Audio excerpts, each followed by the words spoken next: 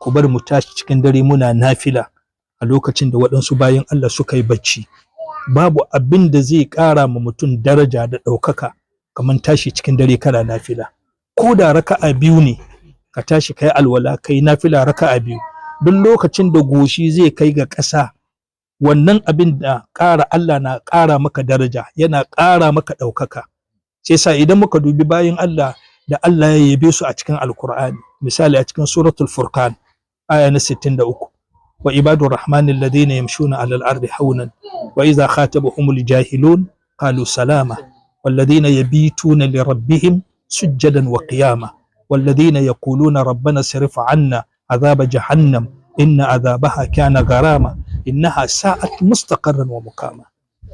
Ibadur rahman sune wa'anni yamshuna alal ardi haunan, suna tafiya kan doron ƙasa da zattaku da ladabi, da ka gansu suna da matsayi a duniya amma ba su mai da kansu, suna ganin kansu su ba kowa suke ba, ga arziki ga ilimi ga ɗaukaka ga daraja duk Allah ya ba su, amma idan suna tafiya da ka same su mutawadi'in, akwai kaskatar da kai, bai duban matsayinsa, bai sunan shuhuran da yayi ko arziki ko na fito gida kaza, a'a yamshuna alal ardi haunan, suna tafiya kan doron ƙasa da zattaku da ladabi.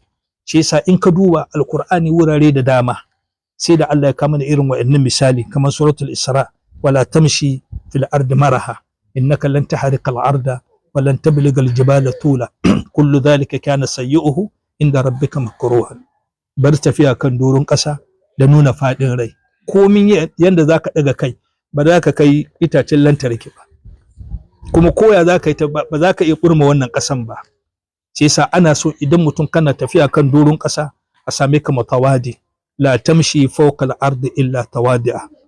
Bar tafiya kan doron ƙasa a same ka mutawadi. Fa kam tahtaha qaumun hum minka araf. Mutane nawa ke cikin ƙasa sun fi ka daraja, suka fi ka arziki, su fi ka matsayi. In ilimi ne an samu malamai sun tafi, in sarauta ne an samu waɗanda suka yi sarauta sun tafi, in suna kai duniya an samu waɗanda suka yi suna sun tafi, kakanninmu sun tafi. Yau ina ladan? Ladan ba shi. Na shigo gidan nan shekaru 40 da wani abu da ya wuce, lokacin gidan gashi sabo fes da shigo gidan nan, da na fita wannan gidan ban sake dawowa ba ce bayan shekara kuma 40. Na tun gaya ma shi kawuna a ala ni ladan ke ɗauka ya sa a mota, gaban mota nake zama, yana yawo da ni a wani unguwar Bamfai ko kamfani. To ai akwai kamfani to ni da shi har wannan kamfani muke zuwa ya kai ni kawai in zo mu zauna, in lokacin sallah ya kai ni zan ba mutane sallah, in za salhe ce dawo baya, jika na zai ba da sallah, mu yi sallah mu kare da marance ya dauke ni ya kai ni koki, kwana ɗaya kwana biyu kuma zai dauke ni mu zo nan yayi yawo da ni cikin gari. Yau na zo na waye gari ba shi. Kenan duk abin da mutum zaka yi duniya ka aje kanka ka zauna kai ta tunani, an yi waɗansu mutane a duniya a lokacin kai ba a haife ka ba,